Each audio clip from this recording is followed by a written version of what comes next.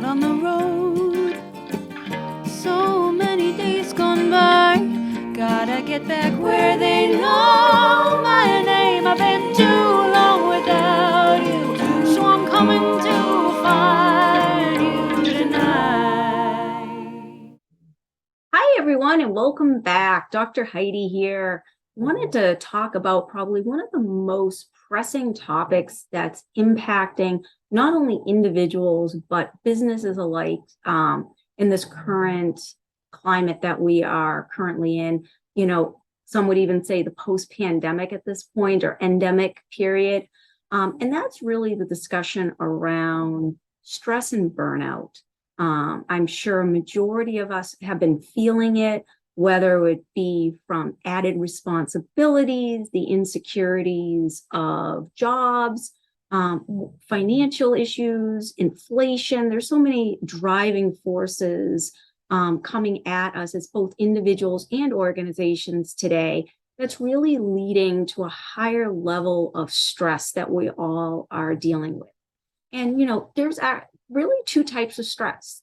There's good stress and there's bad stress. So we need to have some level of stress in our life that helps to keep us motivated, keeps us engaged, keeps us moving forward. It's really the bad stress that we need to focus in on and think about. And it's the bad stress that we need to really work towards taking that next step and reducing and or eliminating out of both our personal and professional lives. And because bad stress can eventually lead to burnout. And burnout can actually, if you don't realize it or not, can actually lead to physical symptoms. It can make us more fatigued. It can make us more anxious. We can have, feelings of nausea. There's so many, things that are triggered by the increase of bad stress over to the realm of burnout. And, from an organizational perspective, the organization wants to or should be making steps towards providing well-being and healthcare benefits for you because it's in their own best interest.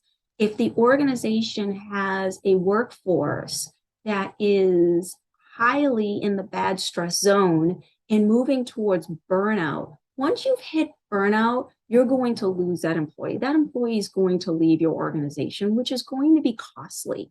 However, there are triggers, there are identifiers that organizations can be monitoring to identify high-stressed employees prior to moving into that stage.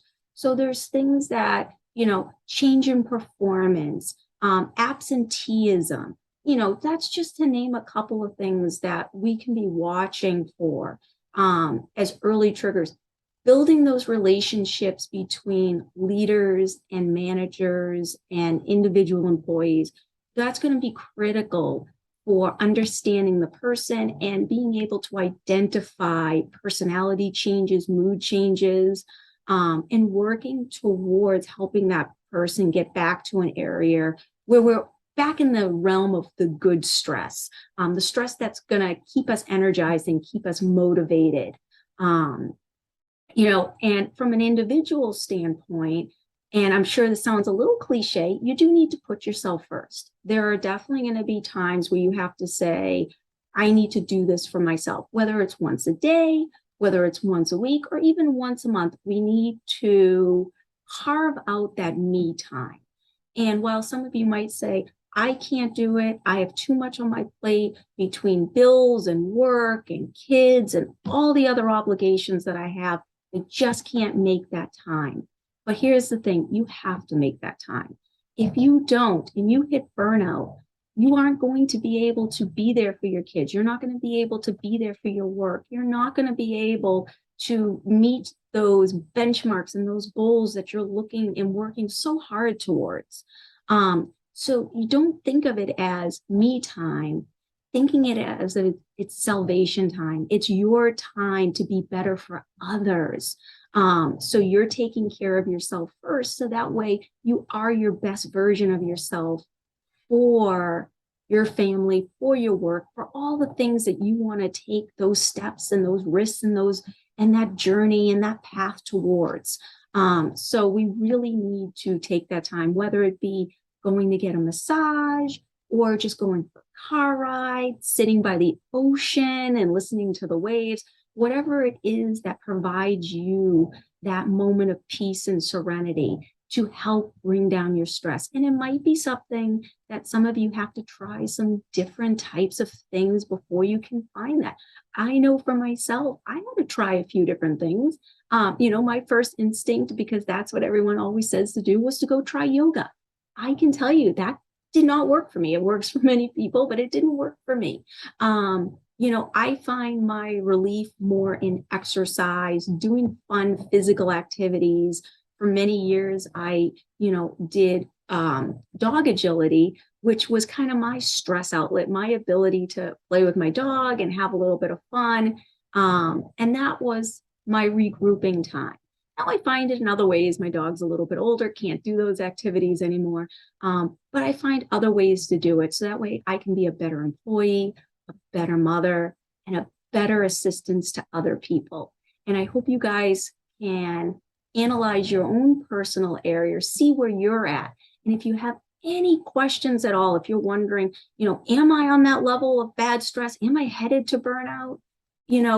There's so many ways to measure that. Please feel free to reach out. I'd be happy to talk with anybody that would like to take, a personal assessment, find out where you're at, and come up with a plan that works for you as an individual.